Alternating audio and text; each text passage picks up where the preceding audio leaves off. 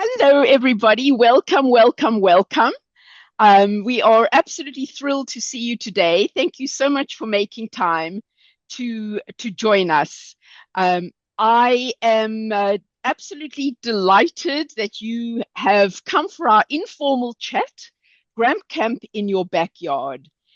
We emphasize the words informal and chat because we want to hear from you. And we would love it if you add your ideas to chat or raise your Zoom hand if you'd like to unmute and share aloud. Before I introduce our presenter, I want to say thank you to Sarah Reed, our JGN colleague who is helping facilitate. Sarah will share with us in chat how to turn on captions for those who wish to use that feature. I also want to let you know that we are recording today's session and we'll send that to you in our follow-up email that you'll get either later today or tomorrow morning. If you could do me a favor, look, if you don't see our email by tomorrow morning, would you, in your inbox, please check spam or promotions? Our emails sometimes go there, and drag it into your inbox so you can be sure to get all our emails. Now, it is my great pleasure to introduce my colleague and friend and person I hold in the highest esteem, Ilene Cardin Vogelstein. Ilene is the immediate past president of the Jewish Grandparents Network. She has been a Jewish professional and lay leader for over 40 years and a director, consultant, and professional development educator to Jewish early childhood programs at the national and local level. Ilene has an MA in speech pathology, an MS in organizational development, a grad certificate in Judaic studies, and is a certified infant toddler specialist. Most important, she is Baba to 5 grandchildren ages 16 down to 3. Her youngest 3 grandchildren come to her house every day after school and sleep over on Shabbat. Over to you, Ilene, with all our thanks.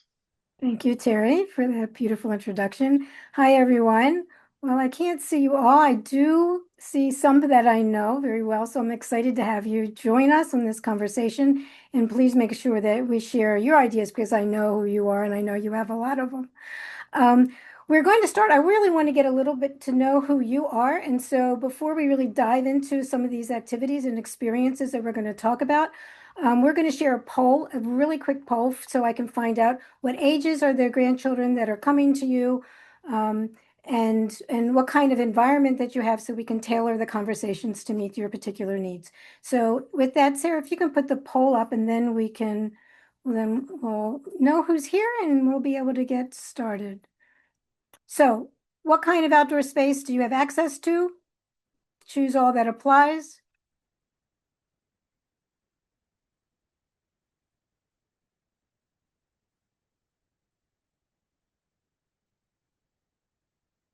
Great. So we're still populating. Good.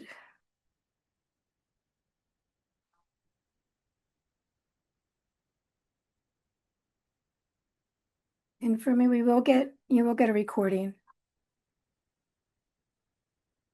Okay. So we have a lot of opportunities here for outside play. Great. And the next question was the ages. And I see some of you put it in the chat. 853, those are very close to mine. I have a 9, 6, and 4. 15 months, little ones. Sometimes little ones are the hardest. We'll talk about that.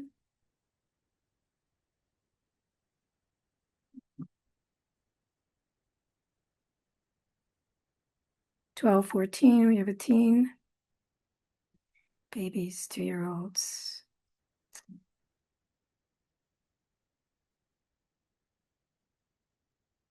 Okay. So this gives me an idea. You can continue with the poll. So let me share a little bit about what we're going to be going over today and how I want you to be able to participate in our conversation. Frequently when people come up to me and say the grandparents, my grandchildren are coming, my grandchildren are coming, I immediately think of Paul Revere riding through the neighborhoods and the grandchildren are coming, the grandchildren are coming. A little bit of excitement, a little bit of trepidation. So I'm hoping that in our conversation today, we'll be able to balance that for you. And so that you can have fun, meaningful, and memorable experiences with your grandchildren.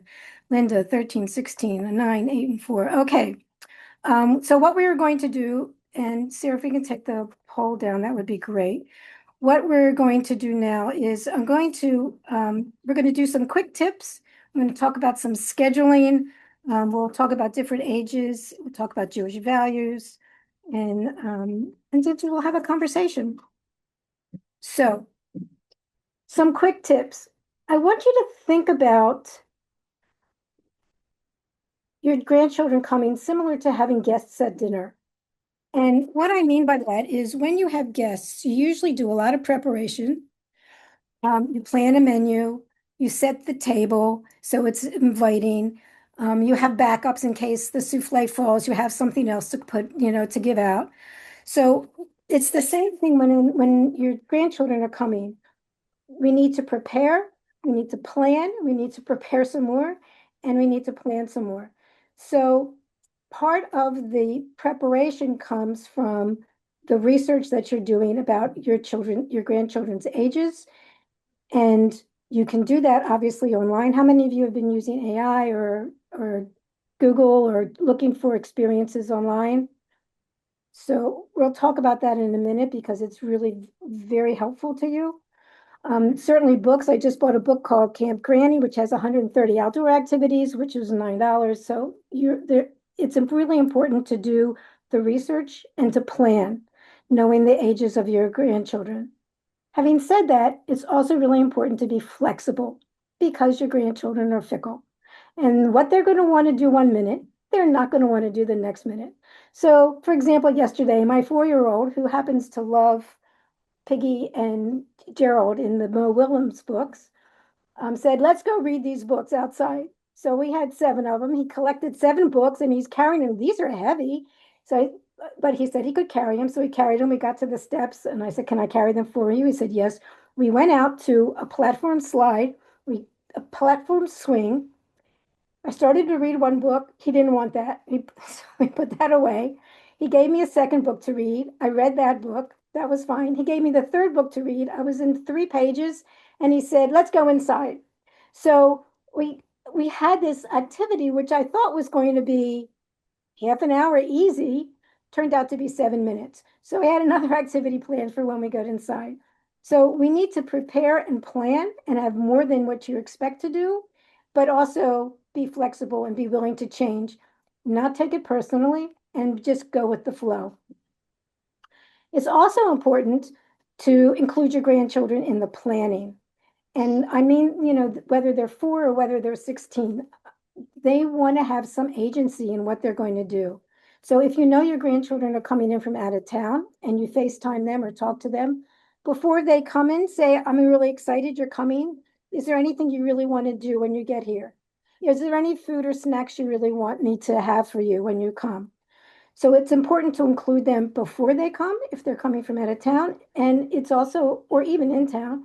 And it's also important to include them when the time comes and they're here. Do you want to do A or do you want to do B? I wouldn't leave it open because then it gets a little chaotic, but you want to give them choices. And I'll tell you why. In preparation for this, I asked my 9-year-old, I said, I'm going to talk to a lot of grandparents about who are going to see their grandchildren. And some of them haven't seen their grandchildren for a long time. What should I tell them? She says, well, he says, if they haven't seen their grandchildren for a long time, the first thing they should do is give them a hug. And then he said, you should ask them what they want to do. I asked the same question to my 16-year-old granddaughter. And I said, what would you suggest that I share with the grandparents?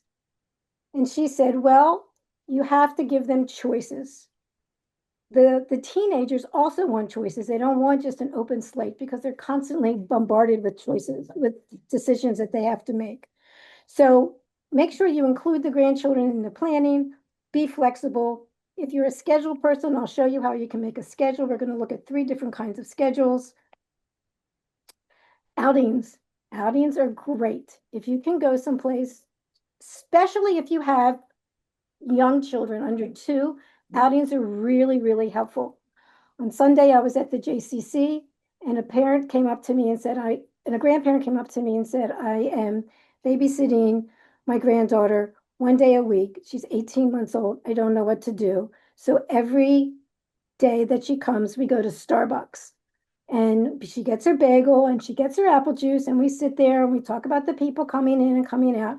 And they spend about 2 hours between the travel and the setup and the getting home. And she says, and it's great. So a few days later, the 18-month-old named Susie ends up at the Starbucks with her mother. And she walks into the Starbucks, and the barista says, "Hi, Susie, where's Gigi?" So part so mom didn't know that Gigi, grandma, was taking her to the Starbucks so often. So part of the planning is, of course, making sure you talk to your adult children about what's available, what are the limitations, what they can do, what are their expectations, what are the boundaries, things of that sort. So it's not just about the activities. Make sure your adult children know so they don't surprise you. The other thing that's really important, and I can't emphasize this enough, is take care of yourself. It is really important for you to take time to make sure that you are comfortable, that you're not tired, because if you're tired or if you're bored, then the children are going to feel it. So you need to make sure that you take time for yourself, whether it's after they go to sleep or whether they nap and you nap or whatever it is that makes you feel comfortable. Make sure that you do it. Don't offer an activity if you don't want to do that activity. There are lots of activities to choose from. Choose activities that you're really interested in. And then, of course, have cautious expectations, especially with teens.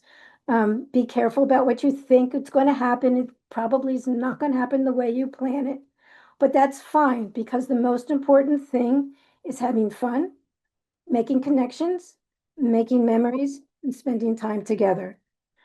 So let's move. Any questions about the tips, comments about the tips? Okay, I'm going to start with real quickly with schedules. I don't know how many of you really like schedules or schedule or use schedules, but I find the schedules with children with my grandchildren when they're coming is actually really helpful. So the first type of schedule is going to be the simplest, and that is, and I think Sarah, we have a slide for this. I call it the 5 Ps. You can put whatever up you want. And it's just, these are the 5 things that we're going to do today. We're going to play. We're going to go to the park. We're going to have a picnic, and we're going to go to the pool. No time limitations on it, no other expectations. These are the 5 things. The older the child is, you can say, do you want to is this okay? Or do you want to start with the playground first? Or do you want to go to the park first? So the simplest one is just, here are the 5 things you want to do. And I want to emphasize that it's really important for kids like routines, they like schedules, they like to know what's happening. So whether or not you're a scheduler, to the extent that you can schedule for the children, your grandchildren, let them know what's happening, the better off everybody will be that day. The schedule that you see now is what I call a medium schedule. And these are just activities that you might want to do. These are in 20-minute blocks or 25-minute blocks. Obviously, you put in your own activities. You can change the block time to 45-minute each. But the point here, there are 2 things that are important in this type of schedule. One is breaks. Make sure you schedule breaks. Snack breaks, drink breaks, popsicles breaks, lunch, rest, R&R. So you can have a ton of activities, but make sure you have breaks and make sure you have backup activities if in fact the one activity that you think that you're going to do doesn't work. The other reason I like this schedule idea, especially for 7-year-olds and up, is because they can check what's done. They can scratch it off. They know where they are in the day. And that's really helpful to many children to know that they finished something and they're moving on to the next thing. So this is another example of a type of schedule that you can make Um, and you can do it with I did this with my grandson, my 9-year-old, when he comes here, as Terry said, he comes here every day. And I said, okay, you're here from 4 to 6 every day. Let's make a schedule. What do you want to do first? First thing, 10 minutes, he wanted to do the iPad. He needs to downtime, just like we need downtime when we come home from work. He wanted downtime. He wanted 10 minutes of that. Then he wanted to do something else. And then he wanted to do something else. So having him tell me and making the schedule with him worked really, really well. The the third schedule that we're sharing is this is an AI generated schedule. And this came after many, many prompts, which I'll be happy to share and show you if you're interested. But after many, many prompts in the I said, give me a schedule. And in this particular schedule, I said, I want every day to have a theme. So Monday is nature, Tuesday is science, Wednesday is art, whatever it is, whatever the themes you put in and tell AI to do, AI will come out with a full schedule. And then at some point I said, because I was playing with AI, I said, well, I need a 2 hour pool break. So they took out the middle and they put in the pool. So I don't know how many of you use AI or use AI in this way, but I'm happy to share with you my prompts and what AI gave me so you can see how we got to this point or how you can prompt AI to make sure that you get a schedule or an idea of what you want to do, because it'll give you lists of activities in addition to break it down into a specific schedule like this. And AI did all of this. They did the colors, they did the whole thing. I gave Eileen, it, do you yes, want Sarah to yeah, there are a couple of questions. okay, Our friends do want you to share the AI prompts, and there's this question about did AI present it this way, so attractive with yes, colors. So, do you want Sarah to stop sharing so you can show how you made AI work for you? sure. Let's see if I can wait a minute. Multiple presenters to share. Okay, so this is what you should see now is you see two screens side by side, right? Yep, So yep. on the left, you see my AI chat. And the first thing is the prompt, which is I said to it, suggest activities for grandparents and grandchildren ages 5 to 7 during a summer visit. And here's what it gave me: outdoor adventures, creative activities, quiet, meaningful activities, right? It's a slew of activities, special tradition ideas, day trip ideas, simple activities that become memories. And then it gave me some suggestions. Would you like something else? And it said Jewish themed summer activities. And the reason it said that is because I use this and I ask for a lot of Jewish texts when I use AI. So it knows that I'm Jewish, which is a little scary. But anyway, in this case, it worked. So I said, yes, suggest Jewish themed summer activities. And then it did this.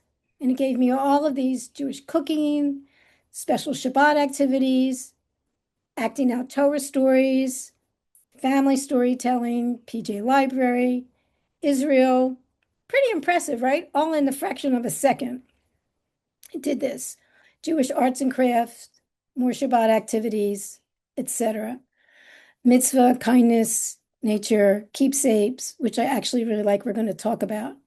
And then I said, suggest a Wait, complete, Eileen, excuse me yes, interrupting.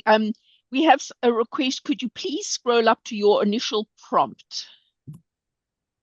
suggest activities for grandparents and grandchildren ages 5 to 7 during a summer visit. You can prompt it any way you want to tell exactly what your ages are and what you're looking for. That's why each time you get more and more specific. I started general and then I got more and more specific. Could you give us other examples of how we might prompt AI? The initial one. Well, you first, in addition to the ages, you can say very specifically, please share art activities for 9-year-olds, or tell me sport activities for 12-year-olds, or music that a 14-year-old might like. You can be as specific as you want. The more specific you are, the better you're going to get something that you can use. And what I like about it is because at the end of whatever it prompts you, these all ideas, it says, if you like, I can also suggest. And frequently these suggestions are really very helpful. Summer activities specifically for boys or girls. Obviously, it's from an Orthodox slant. Should we separate it out? Intergenerational games, that would be great too. Hebrew learning. So I think that the more specific, I'd start general and then I narrow it down to exactly what I want. And once I had all those activities, which are nice, but it can be overwhelming to have so many activities, I said, suggest a complete 7-day Jewish grandparent camp schedule. So it took everything above and it came up with this schedule. This was different than the other schedule. It came up with this schedule. Welcome to Camp Bubby and Zadie, right? That was not my title. That's what AI said. Name tags, create camp banner. The afternoon tells me what to do in the morning, what to do in the afternoon. Day 1, day 2 is Israel. Day 3 is Torah day. Day 4 is Mitzvah day. Day 5 is Shabbat. Day 6 is Shabbat. Day 7 and nighttime, which is really important. Camp traditions, camp songs, helpful hints. All right, then I said, put this in a schedule for 30-minute activities. And it gave me this, right? Took all those and made a schedule, welcome to camp, 30-minute activity. So I didn't really have to figure out what I'm going to do when. And after it did that for every day, I decided I'd play a little bit more. Gives me some suggested rhythm for the day. Grandparent-friendly tip. You do not need to do every activity every day. 2 or 3 meaningful activities plus meals, conversation, downtime are usually perfect for 5 to 7-year-olds. Then I said I need pool time for one day. Took out the thing and gave me pool time from 12 to 2. Gave me pool activities. Gave me transition tips. Okay, so that was one, and I stopped there for this one. I use different AIs for different things. Some of them are more colorful. The other one that you see, this was another, I don't remember where this one, it might have been Perplexity. This was probably Claude. And I asked Claude to do the same thing, something different. There was different prompts. I don't have the prompts here to show you, but basically it was, I need summer camp experiences, home camp schedule for children ages 4 to 10. And again, it was organized by subject, nature, art. Each day was different. They put in the times, they put in the activities. And then this becomes a template for what I want to do and a template for times. And you can just build off of that. And there are a lot of really good ideas here that that you can use that you can take from. So I recommend using AI to generate these ideas, to generate a schedule for you. I also think that our family room has a number of ideas and experiences. And Claude is an AI platform. You can do this in Google. The more sophisticated AI platforms will give you the colors, the times. So, but I do recommend AI and our family room Sarah, do you because want to put the link to the family room in chat if you would? Or maybe you already did. Eileen, before you go, this is perfect, great. And before you go on, we do have some comments, which I'm happy to read from Great. chat, or No, what's go your ahead. preference? Go ahead. Okay, so Linda says we have our participants are offering their own suggestions. We have different bins, Linda says, with masks, balls, sports, crafts, etc. We have a reading corner with a blanket and pillows. After 6 years, my grandson still sets it up, the reading corner, and we use a wipe on, wipe off board, and Linda says, led grandparent preschool for 2 years during COVID, during COVID. Appreciate that, Linda. Then Leslie does note that that AI suggested feed the ducks. Please don't do that. I agree. It's not a natural food for ducks. So, Right. my comment was like, yeah, you got to screen AI. Lind also says we do lots of baking and science experiments. Leslie says very cute and creative and nice to adapt to our specific situation. I'm sure you could put in your city too, 100% for Yeah. local.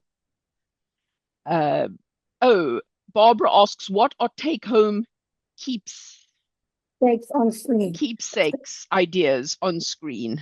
Screen.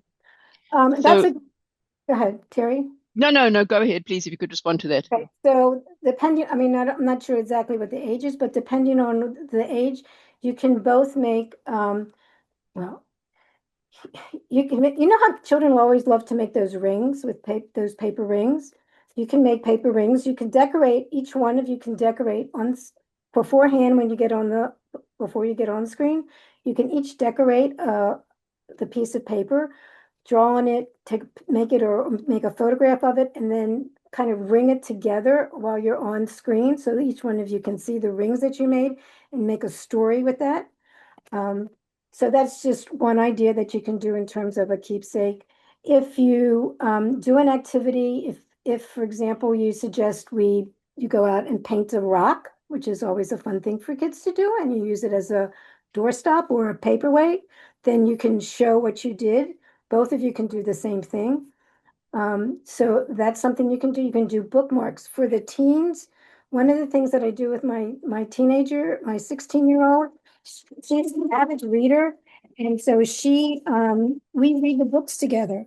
She will send me what books that she's interested in reading, and then I will read the books and we'll talk about it online and when we're together.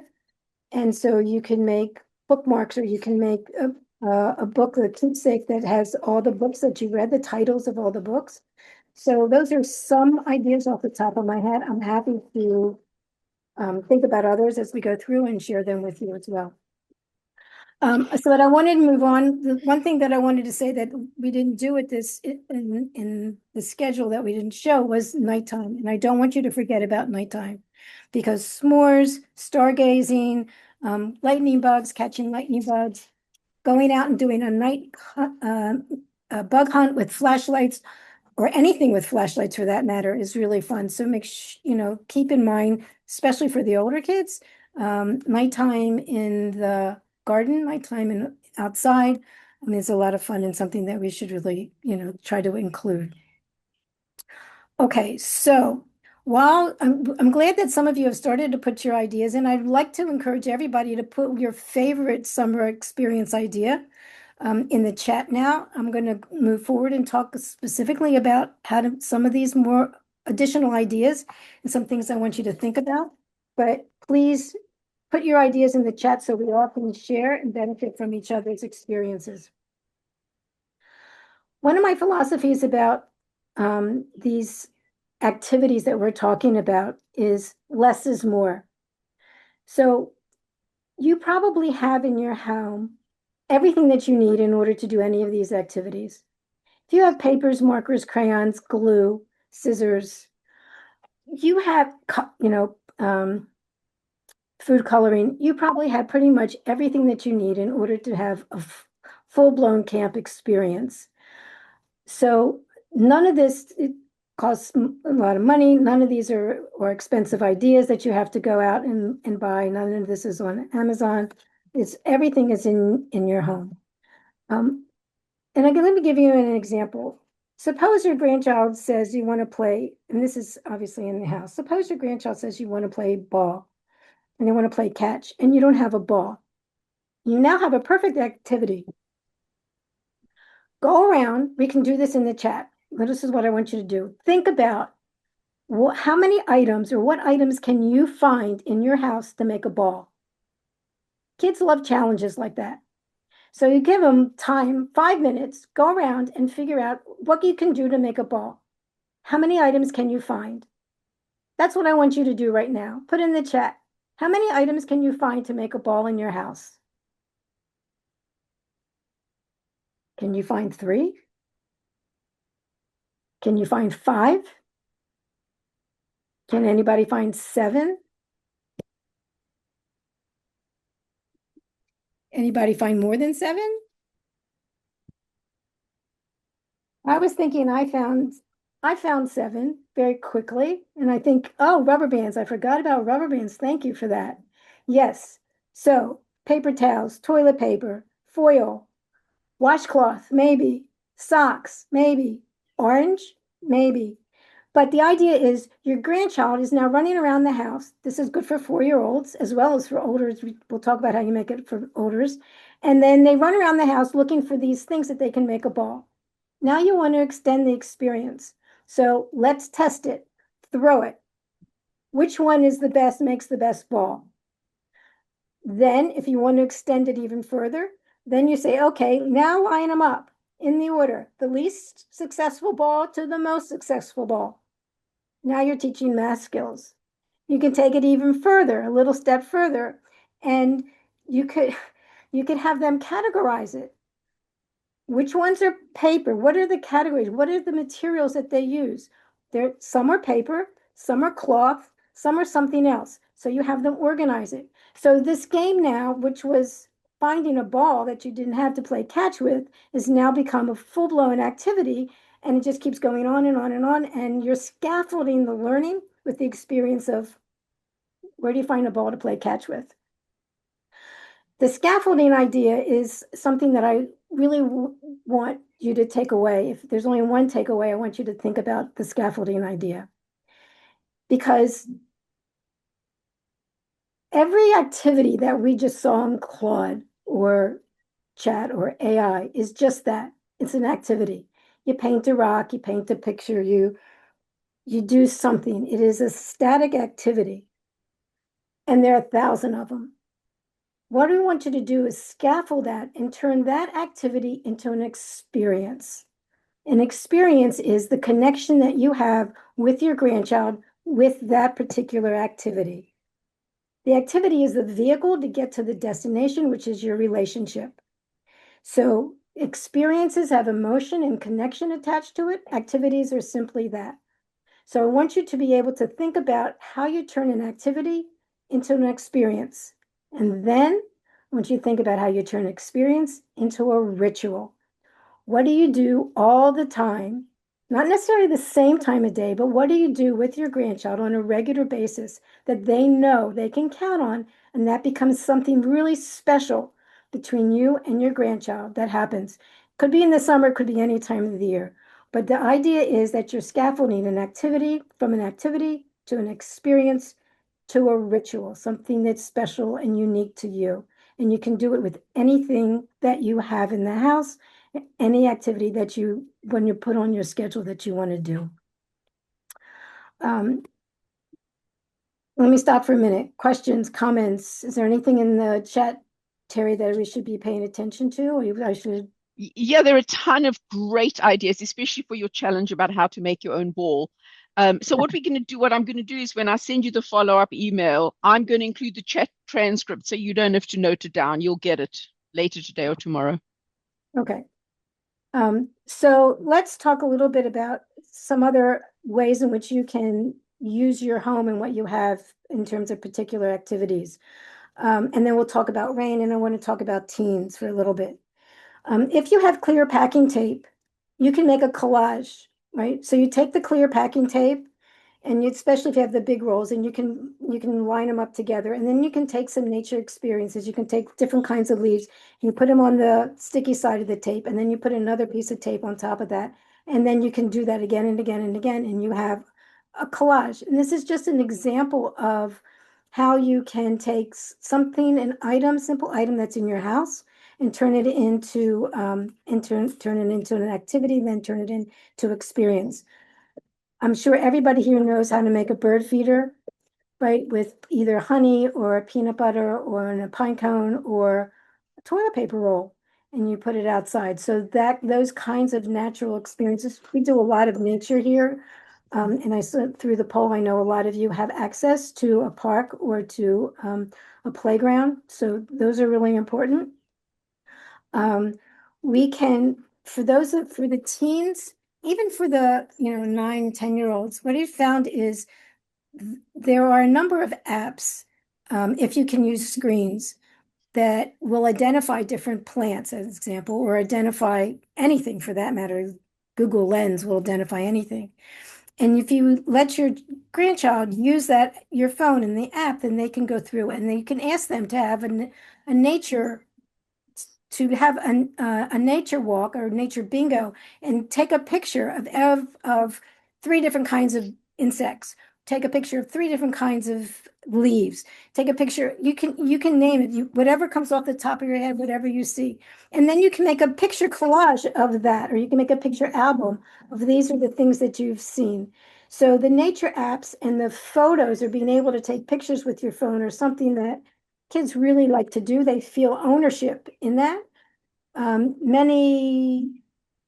Many of our children, of our adult children, don't want us to use screens with, so don't recommend that. That's why you need to ask first. But it can be a very exciting opportunity. I have one of those apps on my phone, and my grandson, he's 9 now, when he was 7, he would just take my phone and he'd go around and I goes, because I love plants. So he goes, oh, Bubba, look, this is this. Do you have this plant? Oh, Bubba, look, look at this plant. Oh, wow, look at this. I never saw this plant before. So sometimes those apps are really helpful. Sometimes they can be overwhelming. So you want to make sure, try to limit your screens. Can I jump in with an app suggestion that I Oh, downloaded? I don't know if you can see my phone. It's called Merlin. It's a bird app. yes. Okay, so so you press it and then you press the green button. If you hear bird calls, you press the green button and well, it's not going to hear anything, but it listens and then it tells you what birds are in your area. Yes, Merlin, I have that. Yeah. Merlin, bird app. Yeah, that's a great one. I have that and we use that all the time. Some really quick, just examples, even though you can find all of these online. We talked about rock painting, which is good. Hand painting. So you can, for those of you who don't mind messes, and you certainly, if you can do it outside, you can use the washable paint. You can paint on your hands, washable tattoos. Um, you can do hopscotch. My sister actually did. I got this idea from my sister. She took painter's tape, which easily comes off, and made a hopscotch board on her floor. We use chalk outside, and then you have hopscotch, which is easy to do. You find a rock, take one of your foil balls that you just made and use that for your hopscotch, and you have a whole hopscotch game. If you have, you can cut paper and make paper weavings, and you can make placemats out of paper weaving if you'd like to do that. Um, I don't usually encourage playing with food, but if you do food stamping, if the child's going to have food and you cut the apple in half or cut the pear, and first of all, you can do it in salad dressing too, so that instead of just in paint, but if you can do stamps with food, um, there are a lot of things that you can do with baking soda and vinegar. For those of you who want science experiments, they just explode. They're really, really fun. You want to do that outside. You put a little baking soda, a little vinegar, a little food coloring, and you have a massive explosion, which is great. Everybody knows about scavenger hunts. You can instead of just having lunch, you can make lunch into an art experience. So you can ask your child to take their lunch if they have blueberries and string cheese and crackers, and ask them to make an art project. Ask them to make something interesting out of it instead of just, putting it on a plate. See if they can design something that would be of interest to them, or something that might be interest to you. You can suggest something to them.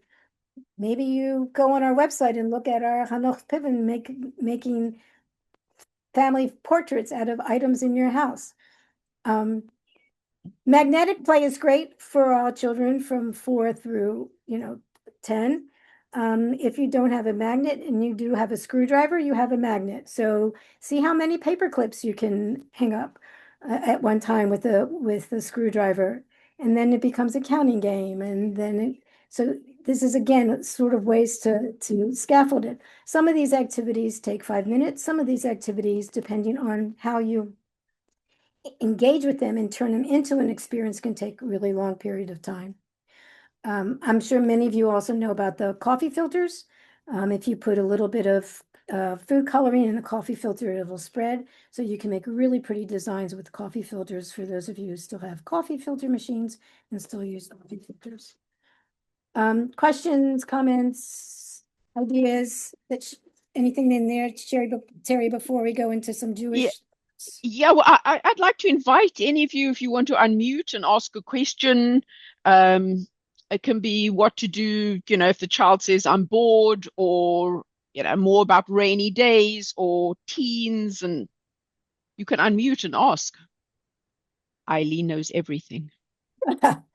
So let me talk. I'll talk a little bit about teens while you're putting in or thinking about um, some ideas that you want to questions that you might have. Uh, Maureen does ask, what activities can you suggest for teens? so first of all, teens need to be, at least many teens really need to be connected to their phones, to their internet. So you don't want to take that away. You want to try to include that in what activities that you have. Um, Ask your teens to teach you or show you or tell you about TikTok or Snapchat or how to use your phone or how to get pictures into albums, right? Um, they're really good at it. Some of them have less patience than others, but they will. It's a really good way to engage them in terms of because they are really sort of connected at the hip with their phones and with social media. So you want to be able to use it in a positive way. The other thing that I do, as I mentioned before, is if your teen is a reader, read the same book ahead of time, or ask them what the books are, read together. Um, you want to ask them questions. You might want to ask them questions and say, when the last time you talked to them, say, I'm curious to hear more about blank. What happened before? So a lot of the experiences with teens are going to be potentially can be more conversation and then rather than what we're talking about in terms of experiences. Um, it's with teens, it's really important to let them have their schedule. That's very important for teens. So they're going to stay up late for many of them. They're going to stay up late. They're going to get up late. So I think you trying to stick with their schedule would be really helpful. You want to make sure that the most important thing for teens is the connection. Let me put it that way. The activity and the experiences are fun, but the most important thing for you and your teen is for them to know that you listen to them, that you care about them, that you're interested in them and what they're doing, in their friends, in their activities. Research has shown again and again and again that teens need an adult that's not their parent to be able to be close with, to communicate with, and for someone who is going to be non-judgmental, and that's you. Grandparents play that role better than anyone when it comes to teens. And just being there for them is really important as opposed to any particular activity that you do.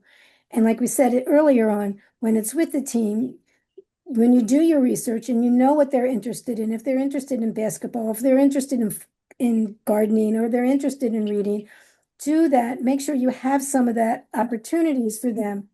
And there's a website, I think it was on the page, it's on one of the slides. It's mindchild.org, which talks about really good ideas for experiencing and being with teens.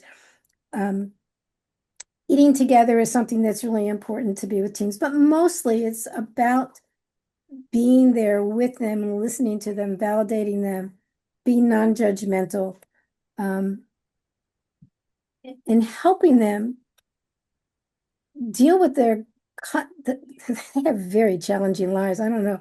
I don't know if you remember about your teen life. Our teen lives were challenging, but these teen lives are much more challenging because of the social media.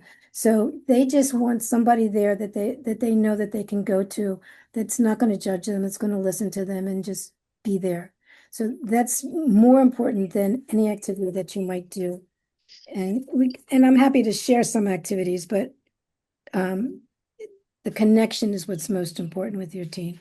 Making a walk with your teen, um, asking them again, be curious about your teen. That's what counts most. I want to move on to Jewish values. And this is also really important because that's who we are. And weaving Jewish values into these experiences can be fairly easy, I think. And these are some of the Jewish values that I've weave into when I have my grandchildren. You don't need the Hebrew. It's really it's much simpler than that. And I'll give you two examples. One is Shomrei Adamah, which is gardening the earth. My granddaughter is just turned 6. She loves to play in the dirt. She loves to garden. And so whenever we go out to garden, in the beginning, like a year ago, we said to her, you know, there's a Jewish value. They don't need to know what value means. That's fine. You don't have to explain that to them. There's a Jewish value, a Jewish idea that says we are guardians, we are keepers of the earth. We are responsible for making sure that the earth is healthy. By the way, going back to teens, teen climate, huge. So if your teen is interested in climate change and climate issues, this is a way to connect with them directly, in addition to Taylor Swift or Cat's Eye, or whoever the musician is at the moment that they're interested in. And so every once in a while we take a walk and I say, you know, this we're Jewish value is that we are the guardians. We have to make sure that the earth is healthy. So what can we do here to make sure that? And so we pull a weed or maybe we plant a flower. And that's the end of that. And then next week they come or next time they come, I say it again, we're guardians. Eventually they'll understand and they'll turn around to say, hey, by the way, and this is absolutely true. By the way, I I have to take care of this because I'm the guardian. I have to keep the earth healthy. You know, we can't throw trash around. We have to take care of the earth. So the concept comes in very simply, very gently, and but repeatedly, and so they'll pick it up. The other one, which is a little bit of funny story, which is returning lost property. Many young children have a tendency to take things they like that are not theirs. I have a joke that my 5-year-old granddaughter was a kleptomaniac because she saw something, she liked it, she picked it up, she put it in her pocket. Didn't matter whether it was a toy from school or something on the playground. She saw it, she liked it, she picked it up. So I noticed this and I said to her, what is this? She says, well, I said, whose is this? She says, I don't know. I saw it on the playground. I said, well, do you know there's a really important Jewish value that you have to return lost property? And she looks at me like I'm nuts. And I said, so it's really important that we do that. Okay, fine. So that was the end of that. And then the next day she comes home, or 2 days later, she comes home with another thing that's not hers. Where did you get this? She said, oh, I found it. It was on the floor in the classroom. I said, well, whose is it? She says, I don't know. I said, you know, there's a Jewish value that you have to return lost property. It's really important that we find the person whose it is.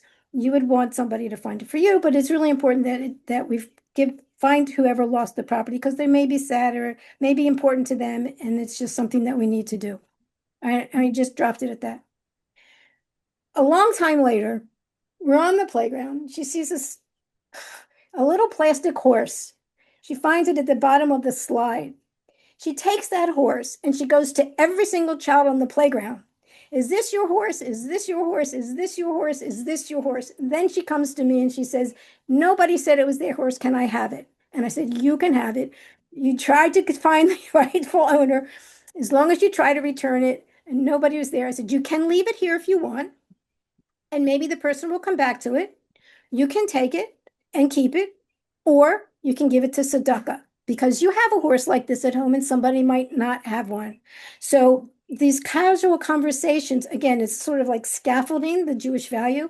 These casual conversations emerge into understanding a core Jewish value that's really important, whether it is guardian of the earth, the guardian of the earth, or returning lost objects, or welcoming guests, or kids love to step on ants, right? So show kindness to animals. You can talk to them about why it's not a good idea to step on ants or why it's okay. I'm the beekeeper in our house. If the bee's in the house, they yell, they come to me, Baba, Baba, there's a bee in the house. Get the net. We don't have a fly swatter. We have a net. The net is to catch it. It doesn't matter if it's a bee or a beetle or an ant. Catch it. Take it outside. That's what we learned because we don't kill insects, animals. We have to be kind and take care of the world. So so those are some examples of things that we do, and it's really Very simple. You don't need the Hebrew. You just kind of slide it in on every once in a while, and they'll get it. Um, and you can do these, during Shabbat or holidays. It's the same, whether it's Jewish holiday or they're just here for the summer. There are other ways to include Jewish rituals in your experiences. And that is, just as an example, I think all of you probably remember the game, The Wonder Ball Goes Round and Round. Remember that? The Wonder Ball goes round and round. We pass it quickly. You'll be found if you're the one to hold it last.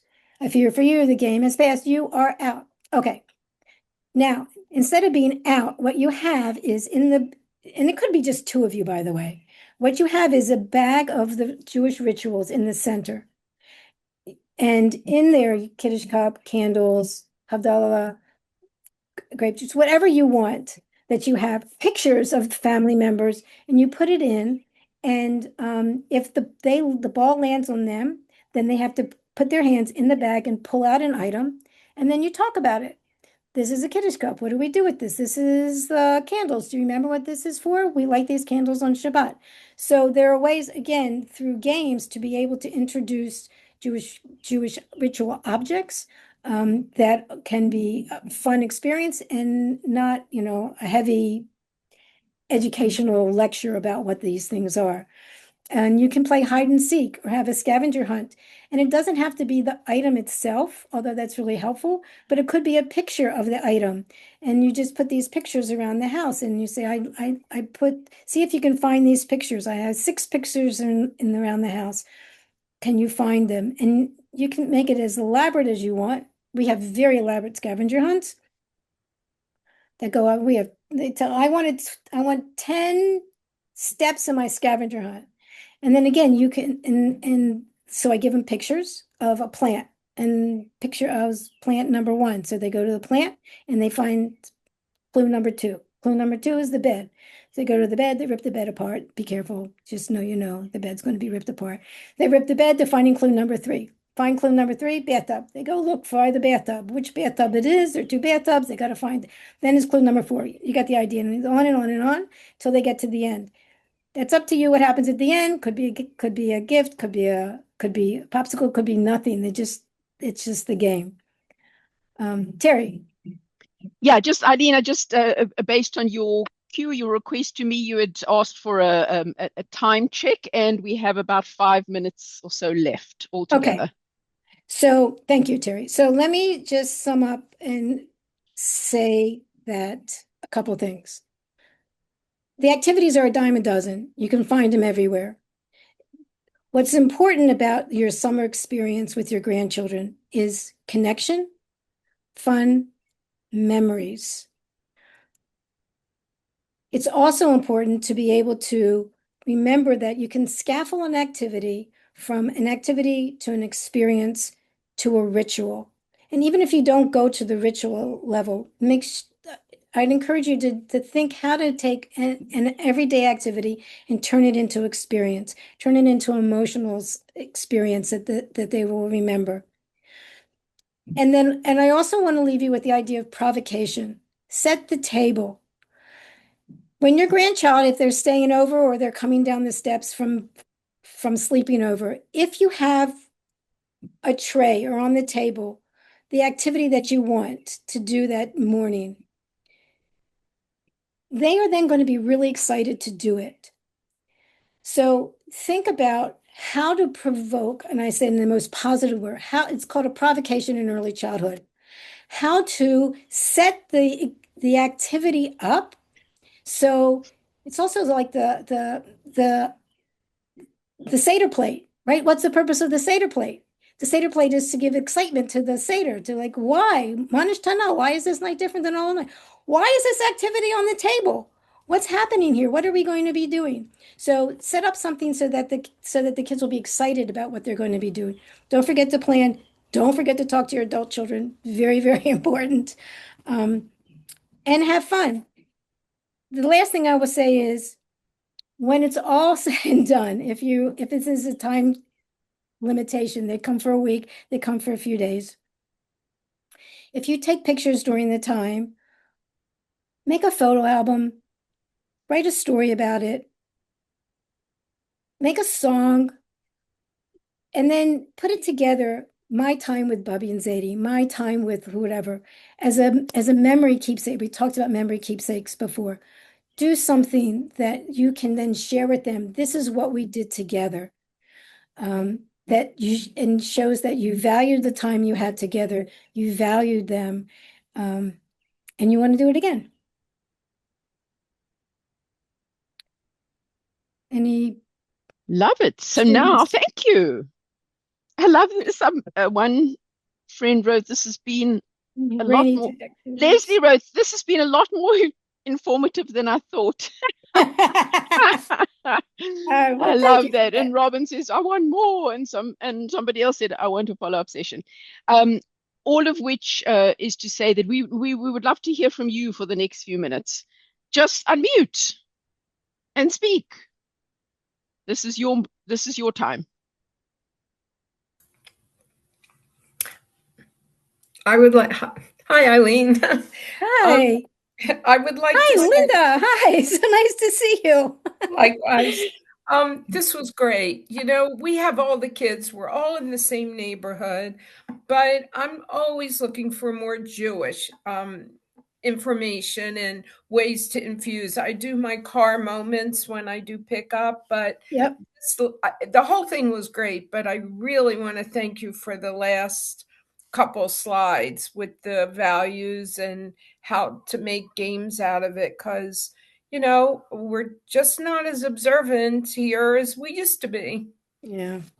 Yeah. Thank you, Linda. Appreciate that.